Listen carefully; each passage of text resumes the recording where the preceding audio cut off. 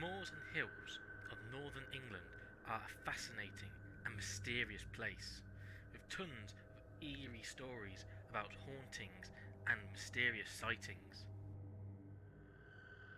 A range of hills and mountains stretches up through the centre of England up to the borders of Scotland. These are the Pennines, also known as the backbone of England. It would be around the time of September 1982 that sightings of a strange and mysterious creature would begin to come in. The first reported sighting was by a man named William Green in Shipley Glen. He reported seeing what he called a huge bird with a wingspan of at least 6 feet or more. The creature was said to be flying haphazardly, and he described it as grey leather, almost like a large bat. But note, he did not compare it to a dinosaur or pterosaur of any sort at this time. About 3 days after Green's initial sighting, a woman claimed to have seen a large bird surrounded by a flock of rooks heading towards Leeds airport. However, she claimed that the wingspan of the bird was closer to 10 feet opposed to the original 6 feet said by Green.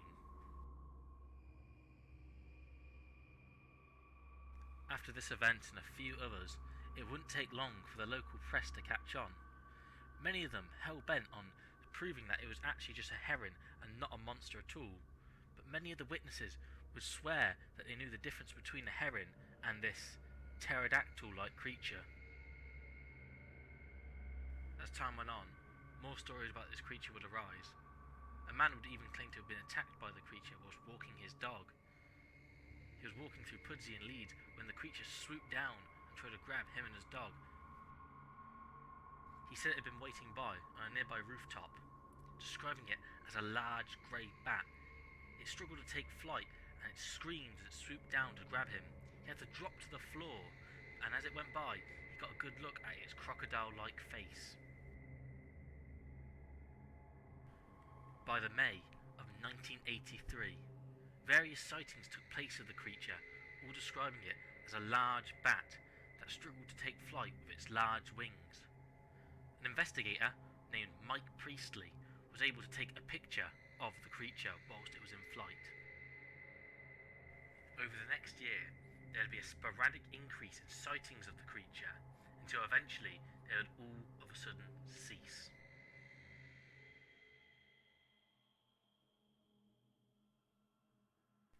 The question still remains though, what was this creature? There are many accounts of it being different from others, but at the same time they all come to the similar conclusion of a large grey bat with a reptilian face, with a wingspan that changes but at the same time still remains rather large. This could easily be explained by the fact that it could have been flying at different heights, so they saw it from a different angle and got a different estimation of its wingspan. The press seemed dead set on proving that it was actually just a heron, and not a mythical being or large pterodactyl like many of the people claimed. This is supported by the fact that a lot of the original sightings were more akin to a large bird. They described it as a large bird and not as a lizard. This also could support why in many places the creature was known as the Bradford Big Bird.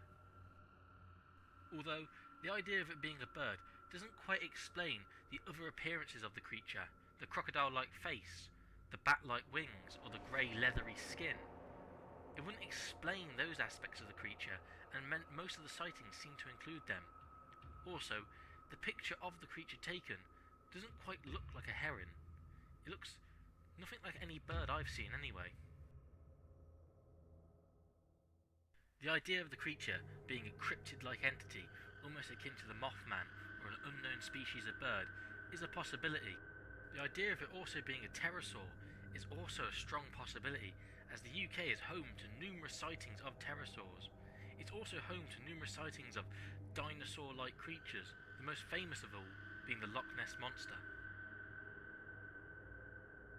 Although many have noted that the likelihood of dinosaur-like creatures being able to survive in the UK, such a densely populated country, would be really hard and practically impossible for them to stay hidden.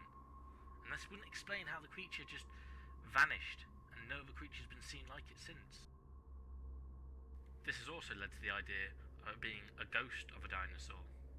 Well, if humans can become ghosts, why not a dinosaur? As silly as the idea is, it does make some sense, I guess, if you believe in ghosts. But the suggestion doesn't seem to gain much weight with people. It also doesn't seem to explain the more corporeal nature of the creature and why it would swoop down and attack people. But despite all these reasons, they can't explain how so many people saw a creature. A lot of them dead set that they did see it and they weren't seeing a bird or just imagining things. And as I said before, the Pennines is home to lots of eerie stories and mysterious happenings. So, maybe there is something flying around the skies of Leeds.